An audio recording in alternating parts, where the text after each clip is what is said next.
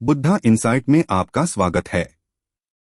कहानी में आगे बढ़ने से पहले गहरी सांस लें और बुद्ध कमेंट करना न भूलें। यह एक छोटी क्रिया की तरह लग सकता है, लेकिन यह आपको आंतरिक शांति और शक्ति देने में मदद करता है।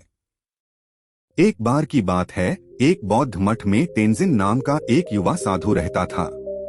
तेंजिन अपनी दयालुता और करुणा के लिए जाने जाते थे, लेकिन वे सही भाषण के अभ्यास से संघर्ष करते थे, अक्सर बिना सोचे समझे बोलते थे और दूसरों को नुकसान पहुंचाते थे।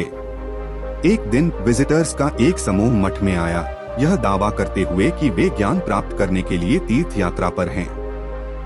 उनमें मधु नाम की एक युवती भी थी, जिसकी सुंदरता और अनुग्रह ने तेंजिन का ध्यान खींचा। उसने खुद को उसके प्रति आकर्षित पाया और एक साधु के रूप में अपने कर्तव्यों की उपेक्षा करते हुए उसके साथ अधिक से अधिक समय बिताना शुरू कर दिया। जैसे जैसे तेंजिन और मधु करीब आते गए, वे अपने गहन विचारों और इच्छाओं को साझा करने लगे। तेंजिन ने मधु को सही भाषण के साथ अपने संघर्ष के बारे में बताया और मधु ने उन्हें अपने मन की बात कहने और अपने दिल की सुनने के लिए प्रोत्साहित किया। लेकिन जैसे जैसे उनका रिश्ता गहरा होता गया, तेंजिन को एहसास हुआ कि मधु वह नहीं थी जो वह दिखती थी। उसने तेंजिन की भावनाओं में हेरफेर करते हुए और उसे एक भिक्षु के रूप में अपनी प्रतिज्ञा को तोड़ने के लिए प्रोत्साहित करते हुए एक गहरा पक्ष प्रकट करना शुरू कर दिया था। तेंजिन ने खुद को मधु के प्रति अपनी भावनाओं और बौद्ध पथ के प्रति अपनी प्रतिबद्धता के बीच फटा हुआ पाया। उन्होंने मठ के बुद्धिमान बुजुर्ग आदरणीय नंदा से परामर्श मांगा, जिन्होंने उन्हें मौन रहने का अभ्यास करने की सलाह दी। नंदा ने कहा, अगले 7 दिनों तक पूरी तरह से बोलने से परहेज करो।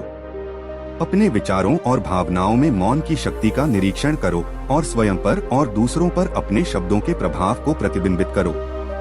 तेंजिन ने चुनौती स्वीकार की और मौन का अभ्यास करने लगे।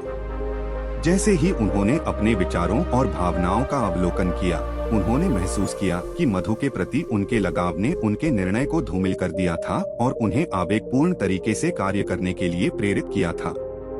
उसने यह भी देखा कि उसके शब्दों से उसे और उसके आसपास के लोगों को कितना नुकसान हुआ था। जैसे ही तेंजिन ने मौन के अभ्यास को अपनाया, उन्होंने पाया कि इससे उन्हें स्पष्टता और शांति का बोध हुआ। उसने अपने विचारों और भावनाओं को नियंत्रित करना और अपने आसपास की दुनिया को गहराई से सुनना सीखा।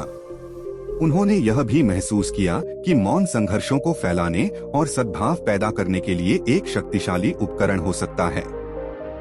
अपने अभ्यास के 7वें दिन मधु मठ में लौट आई, तेंजिन से अपेक्षा की कि वह खुले हाथों से उसका स्वागत करे। लेकिन तेंजिन चुप रहा, उसे एक शांत और स्थिर उपस्थिति के साथ देख रहा था।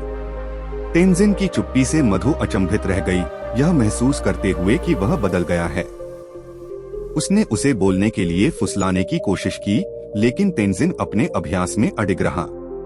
अंत में मधु ने अपना असली स्वभाव प्रकट किया, यह स्वीकार करते हुए कि वह एक राक्षस थी जो तेंजिन को उसके रास्ते से हटाने के लिए आई थी। वह उसे भटकाने के लिए उसके साथ अपने लगाव का इस्तेमाल करते हुए उसके साथ हर समय छेड़छाड़ कर रही थी। मधु के रहस्योद्घाटन से तेंजिन चौंक गए, लेकिन वे शांत और स्थिर बने रहे। उसने उसे दया और क्षमा की पेशकश की और अपनी आंतरिक शक्ति से उसे मठ से भगा दिया। उस दिन से तेंजिन को साइलेंट वॉरियर के रूप में जाना जाने लगा और उन्होंने अपने सभी शब्दों और कार्यों में सचेतनता और करुणा का अभ्यास करना जारी रखा। उनकी बीइंग साइलेंट की कहानी दूर दूर तक फैली हुई है, जो दूसरों को ज्ञान और शांति की ओर एक मार्ग के रूप में मौन की शक्ति को अपनाने के लिए प्रेरित करती है।